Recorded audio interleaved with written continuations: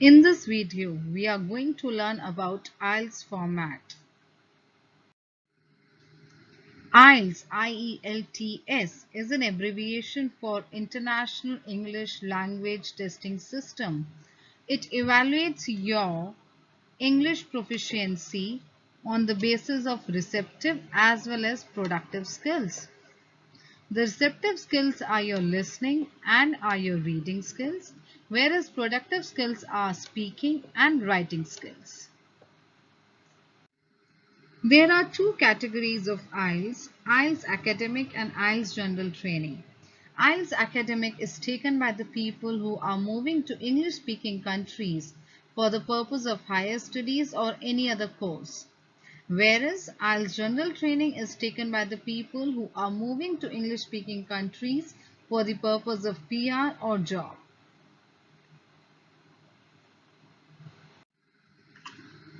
On your test day, you will be appearing for listening, reading and writing in a single stretch. It means without any breaks. So your test duration usually goes for 2 hours 45 minutes, whereas your speaking test will either be on the same day or it can happen 7 days before or after the exam based on the schedule you have received from IDP or British Council. Now let's walk through towards the time duration that one spends on the test day. On your test day, the first section that you appear for is your listening. Listening is actually for 30 minutes, but you get 10 minutes extra, so that overall time that you spend in your listening is 40 minutes. After listening, you appear for your reading test. In reading, you get 60 minutes, which is equal to 1 hour. And once you complete your reading, you are given writing. Writing is again for 60 minutes. And there you complete your listening, reading and writing. When we talk about speaking, speaking at a stretch goes for 11 to 14 minutes. To round it off, it takes your 15 minutes. Understanding the test format in detail now. The first section that you appear for in the test is IELTS listening. IELTS listening takes 30 minutes plus 10 minutes equal to 40 minutes, and it has 40 questions and is divided in 4 parts. You will listen to actually 4 recordings from the native English speakers and then write your answers to the series of questions. There are 4 parts in this: part 1, part 2, part 3 and part 4. In part 1, the first recording that you listen to, you will be listening to a conversation between two people set in everyday social context. So this is a conversation between two people. When I say set in an everyday social context, it could be relating to simply booking a room in an hotel, or just calling up to some organization or to an institute for an inquiry. In part 2, it's a monologue. Monologue means it's a one speaker set in an everyday social context. It's like a speech, okay, where you will be only listening to one person. So in part 1 you had 2, whereas now you will have one person speaking too. In part 3, however, the part 3 is getting more difficult now. So the test is actually, as the test progresses, the difficulty level also goes high. In part 3, the conversation is between or up to 4 people. So it can actually stretch from 2 till 4 people. From 2 to 4 people, it can stretch to. And it is set in an educational or training context. It could be like a university tutor and the student, they are discussing on some project. Part 4.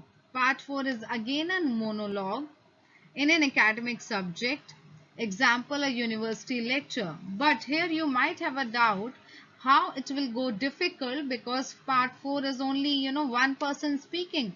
So it's easy to understand. But let me just stop you there and tell you, when you are doing part 1, part 2 and part 3, you will always have breaks in between. The recording does not go at a continuation level. But When you come to part 4, you will have to answer question number 31 to 40 in one go. The next section that you appear for is IELTS reading. IELTS reading takes your 60 minutes and gives you 40 questions to be answered from the 3 sections. IELTS reading is different for academic and general training. In academic IELTS reading, you have 3 long passages increasing in difficulty. So as you progress, the difficulty level also increases. The texts are usually from articles from textbooks. The texts are related to academic topics such as science, history, sociology. Whereas in general training reading, you have 3 sections. In the first section, there are 2 or 3 short texts. In the second section, there are 2 short work-related texts. And in the final section, there is 1 long text about a general interest topic. If we compare academic reading and general training reading is comparatively easy than academic reading. You actually go through variety of questions. There are different question types like fill in the blanks or diagram completion, flowchart completion. There could be true, false, not given, matching headings. So there are variety of questions that you have to answer. The test takers are required to transfer their answers to an answer sheet. Unlike IELTS listening, you are given 10 minutes extra to transfer your answers in the answer sheet. But in IELTS reading, you are not given any extra time to transfer your answers. So you need to be very much sure that as you answer each question, you should transfer the answer into the answer sheet only, because if you think that you will do this in the last, you might fall into a problem that you don't have any time left to transfer your answers. So the best suggestion is that you should transfer your answers in the answer sheet by the time as you answer it. No extra time is allowed for transferring of answers. Be very much careful about your spellings, grammar, and the sequence. It has been noticed that some students, due to hurry and due to their anxiety, they by mistake they change the sequence of answers, and in the end of the reading test they are already in a hurry. They don't get time to erase it and correct the sequence.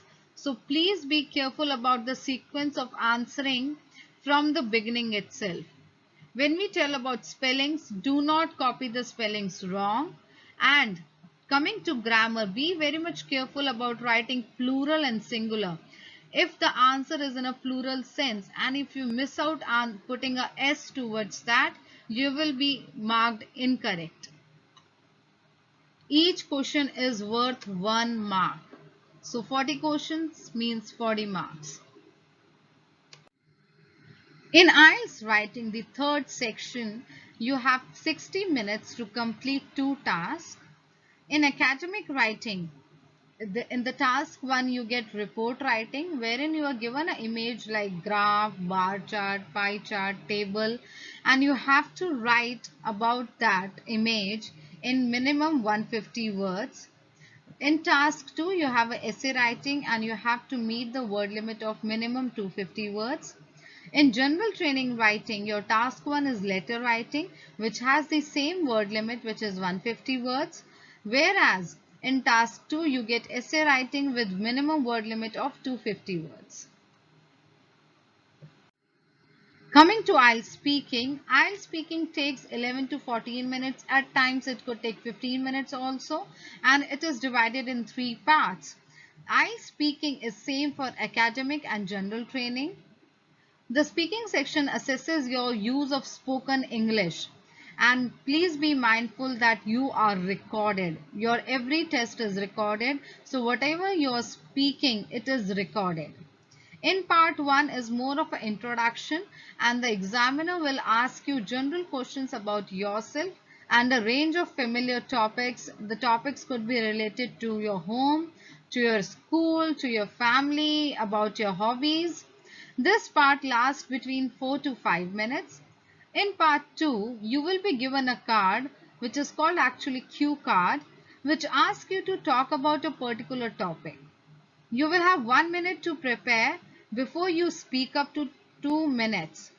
The examiner, after you complete your speaking, the examiner will then ask 1 or 2 questions on the same topic. In part 3, you will be asked further questions about the topic in part 2. So the questions are actually related to the topic that you get in your cue card. These will give you the opportunity to discuss more abstract ideas and issues. This part of test lasts between 4 to 5 minutes. As your speaking progresses, it is advisable that you elaborate your answers well. What is the IELTS eligibility criteria? Who can appear for IELTS? The minimum age to appear for IELTS should be at least 16 years and you must have a valid passport. Also, you will be eligible to take the exam if you fall into one of the categories. Either you're planning to study in UK, Australia, Canada, New Zealand or USA. You are a medical professional and you're planning to work or study further in UK, Australia or USA. Or you are planning to immigrate to Canada, Australia or New Zealand. That's all for IELTS introduction. If you're looking for online learning, you can contact us on the below mentioned numbers. Thank you.